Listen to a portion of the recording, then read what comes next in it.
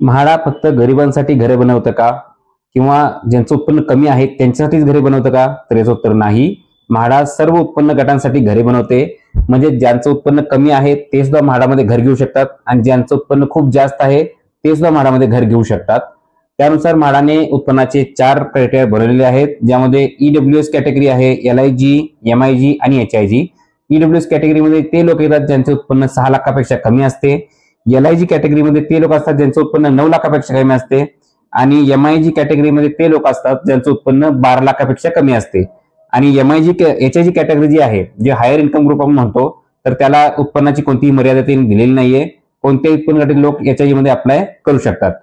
तर प्रामुख्याने एलआयजी गट आणि ईडब्ल्यूएस गट यामध्ये जास्तीत जास्त घरे म्हाडाकडून दिलेली जातात, आणि एमआयजी आणि एचआयजी थोडी घरं थोडं कमी असतात, पण त्यांच्या सुद्धा घरं दिलेली असतात. आणि ही सर्व घरे जी आहेत ती मार्केट रेटपेक्षा नक्कीच कमी दराने म्हाडाकडून वितरित केली जातात. अधिक माहितीसाठी मला व्हॉट्सअपला मेसेज करा आणि माझ्या युट्यूब चॅनलला सबस्क्राईब करा.